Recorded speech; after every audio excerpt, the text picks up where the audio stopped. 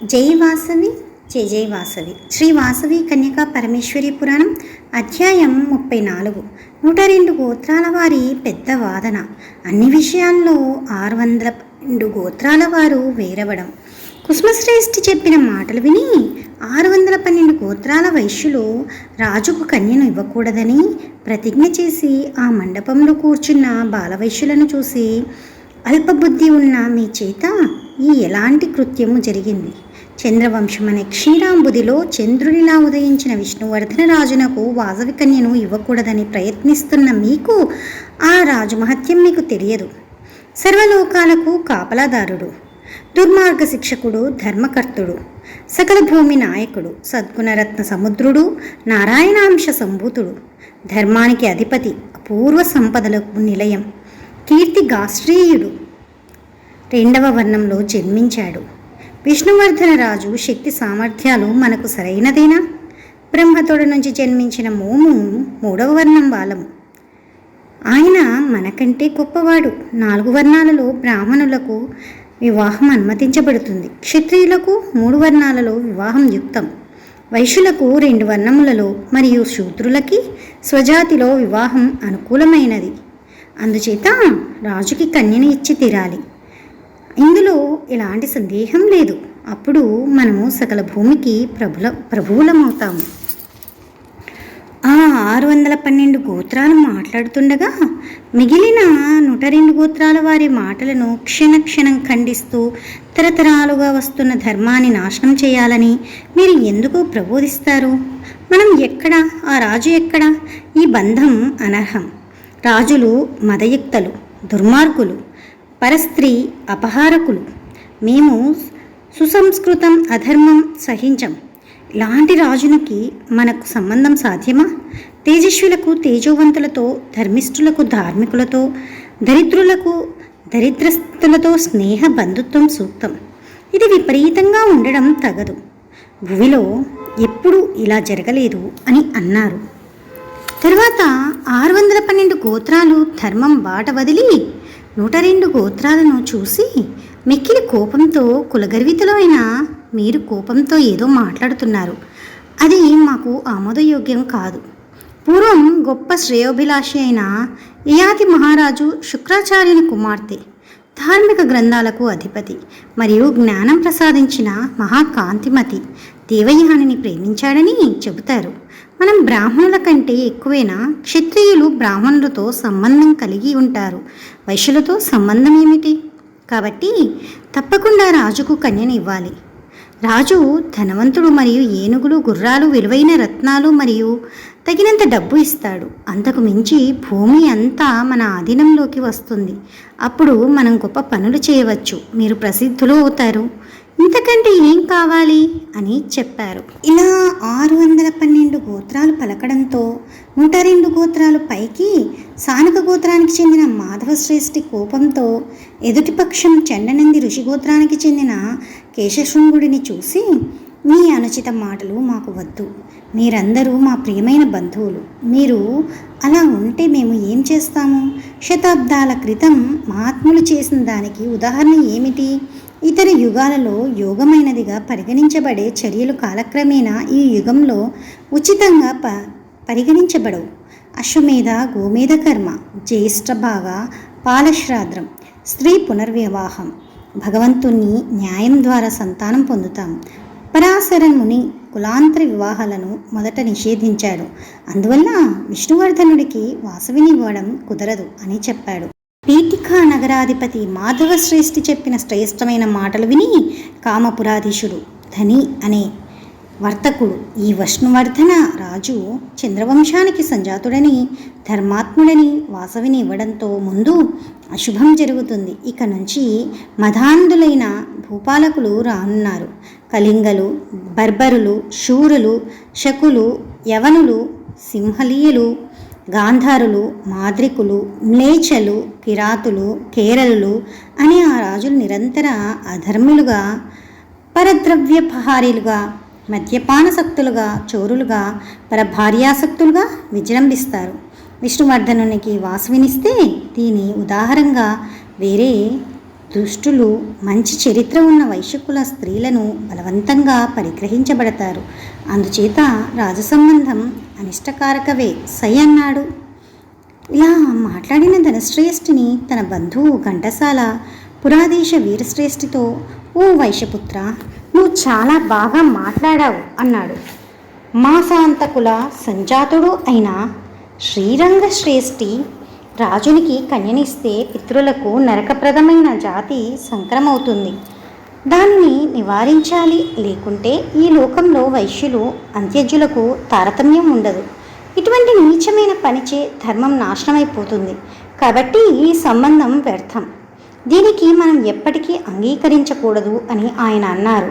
అప్పుడు 612 గోత్రాలలో ఏలాపూర్ వాసులైన క్రమం కంకరిషి గోత్రం వారైన శంభు, నింబు, నిజోల అనువారు అన్యాయ వంటి మాటలు సహించక, మీరు అధర్మం మాట్లాడడం ఆశ్చర్యంగా ఉంది. అజీర్ణం భయంతో భోంచేయకుండా ఆకలితో చనిపోతున్న వారిలా ముందు ఎప్పుడో రాబోయే దుష్టరాజుల సంబంధంతో అయ్యే ఫలితం సాంకర్య భయంతో ధర్మపరుడు సుగుణ సంపన్నుడు అయిన విష్ణువర్ధనం రాజును తిరస్కరించి రాజుకు వాసవిని దారపోయకపోతే కోపం వచ్చి అతను మమ్మల్ని, మా పిల్లలను, స్నేహితులను, బంధువులను చంపి వాసవిని అపహరించుకుపోతాడు. సందేహం లేదు, వ్యర్థంగా మన సమస్త కులం నశిస్తుంది. అప్పుడు మన ఘనత ఏంటి, మన కులం ఏంటి? మరియు మీరు ఏం చేయాలనుకుంటున్నారు మాకు చెప్పండి అని ప్రశ్నించాడు. శంభు మొదలైన వారి మాటలు విని మన్ని మానాభాగోత్రుడు, గిరిశ్రేష్ఠి, శేషశ్రేష్ఠి మొదలైన వారు ఆ అగౌరవమైన మాటలను తృణీకరించి, మంచి చర్మయుక్తమైన సిద్ధాంతం వినండి. రాజుకు వాసవిని ఇవ్వడం మాకు ఇష్టం లేదు. మా కొడుకులు మనుమలతో పాటు మమ్మల్ని, బంధువులు, స్నేహితులు, కుటుంబ సభ్యులను చంపి రాజరాక్షసుడు కుమార్తె అపహరణకు గురైన పక్షంలో ముందుగా కుమార్తెతో పాటు హృదయేశ్వరుణ్ణి ధ్యానిస్తూ అగ్నిప్రవేశం చేయడం విష్ణువర్ధనుడు పాపం వల్ల నశిస్తాడు. సర్వాధికమైన మరణాన్ని పొందైనా మేము తప్పకుండా కులధర్మాన్ని అనుసరిస్తాము అని అన్నారు. ఈ మాటలు విన్న కులస్య గోత్రానికి చెందిన కోశీల వంశానికి చెందిన మహేశ్వరుడు, నరసింహుడు మరియు ఇతరులు గౌరవంగా ఇలా మాట్లాడారు. మేము అలాగే చేస్తాం.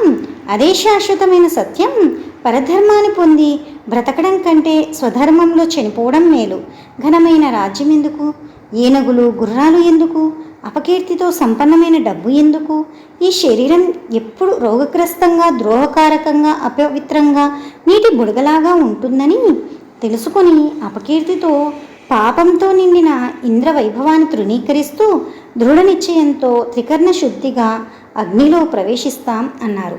ఇలా 102 గోత్రాల వారి బలమైన మాటలు విని ఆ 612 గోత్రాల వారు భయంతో చంద్ర, అర్క, కాల, అగ్ని, సాల, భద్ర, మంద్ర, రిషి గోత్రలైన గురునాగ, మణిగ్రీవ, పార్వదర్తెర మొదలైన వైశ్యులు అభిప్రాయ భేదంతో వేరే నిలబడిన 102 గోత్రాల వారిని చూసి చింతా వ్యక్తుల చిత్తులై అలా ఉండిపోయారు. అప్పుడు త్వరగా వారిని కనుగొని, అయ్యో, మీ మాటల్లో నిజం లేదు. తేలు భయంతో భయంకరమైన విషసర్పం ముఖంలో పడిన నరుడుల వంశం రక్షణ అనే భ్రాంతితో కాలుతున్న అగ్నిలో ప్రవేశిస్తావా? అకట ఆత్మహత్య లాంటి నరకప్రదమైన మహాదోషం జరుగుతుంది. వారికి పరలోక ప్రాప్తి లేదు. ఆత్మహత్య చేసుకున్నవారు సూర్యుడు లేని చీకటి లోకంలో చేరుతారు. అటువంటి కార్యము మేము అంగీకరించాం. మీరు కోరుకున్నట్లుగా మీరు అగ్ని ప్రవేశం చెయ్యండి. మరణం తర్వాత ఇంకేమి ప్రతిష్ట, కీర్తి, ఇంకేముంది ఆనందం? ఈ వ్యర్థమైన నిందితమైన మరణం చాలా అయోగ్యమైనది. మనం బ్రతికితేనే కీర్తి, అపకీర్తి చూడగలం. ఇలాంటి మతిస్థిమితం లేని మీతో మాకు బంధుత్వం అవసరం లేదు. మిడతల మాదిరిగా మదోన్మదులై మంటల్లో పడండి అన్నారు. ఆ 612 గోత్రాల వారి మాటలను విని జగన్నాథపురాధీశనమైన భద్రశ్రేష్ఠితో 102 గోత్రాల వారు కోపంతో ఇలా చెప్పారు. ఎప్పటికైనా నాశనమయ్యే శరీరాన్ని వంశం, ధర్మం కోసం వదులుకుంటాము. ఇలాంటి అనేక జన్మలు, మరణాలు మాకు ఉన్నాయి. దీనిలో ఏ దోషం లేదు. దేహాన్ని త్యాగం చేసి అయినా స్వధర్మాన్ని పాటించాలి. యుద్ధంలో బ్రాహ్మణుని కోసం, గోవుల కోసం, ధర్మం కోసం దేహ త్యాగం యోగ్యమైనది. స్వర్గలోక ప్రాప్తం నిశ్చయం. కులధర్మం నాశనం అవుతున్నప్పుడు దేహత్యాగం పాపం కాదు. ఇలా ధర్మశాస్త్రాలలో చెప్పబడింది. తన రథానుష్ఠానం చేయలేని వృద్ధునికి భృగుపాతములలో, అగ్నిపాతములలో, జలపాతములలో మృత్యు తప్పదని గ్రంథములలో నిర్దేశించబడింది. అందుచేత మనమందరం మన స్వధర్మ రక్షణ కొరకు అగ్నిలో ప్రవేశిస్తాము. ఇది నిశ్చితం. చావుకు భయపడి మీరందరూ మీ ఇళ్లలో దాక్కోండి అన్నారు. ఆ భద్రశ్రేష్ఠి మాటలు విని కామశ్రేష్ఠి, నాగశ్రేష్ఠి మొదలైన 612 గోత్రాల వారు కోపంతో మా మాటలు వదిలేసి నీ మాటలు వినం, అగ్ని ప్రవేశం, వాదోపవాదం చెయ్యి, మీ కోలాహలం వింటూ మేము ఈ ఊర్లో ఉండలేం, మీతో కలిసుండే వారందరూ రాజు చే శిక్షింపబడతారు అన్నారు. అప్పుడు 102 గోత్రాలు మీకు మృత్యు భయం ఉంటే వెంటనే ఈ నగరాన్ని విడిచి వెళ్ళిపోవచ్చు అని కఠినంగా చెప్పారు. అప్పుడు 612 గోత్రాల వారు అపరాధ భావంతో రాజశ్రేష్ఠి సంబంధం అన్ని విధాలా యోగ్యమైనది, మన వంశం క్షీణించడం తగదు, ఇది మన బంధుత్వాన్ని బలహీనపరుస్తుంది. క్రూరమైన అశ్యకరమైన వారి మాటలు విని 102 గోత్రాల వారు భయకంపితులై భద్ర, ధర్మ, హరి, వీర, భీమ, మాధవ, హేలాబల మొదలైన వారి అధైర్యం మొదలై వారిని ధిక్కరించి స్థిరమైన మనసుతో ఈ విధంగా మాట్లాడారు.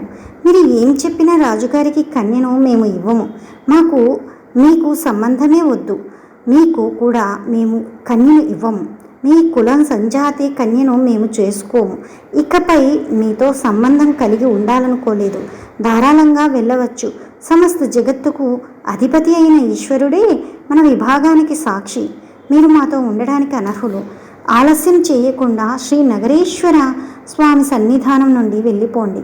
ఇలా చెప్పడంతో కులధర్మం భ్రష్టులైన 612 గోత్రాల వారు త్వరగా లేచి వెళ్ళిపోయారు. నగరేశ్వర స్వామి సన్నిధిలో ఆ వైశ్యులు తమ సోదరభావాన్ని విభజించి పాపాత్ములుగా తమ నివాసాలకు వెళ్ళిపోయారు.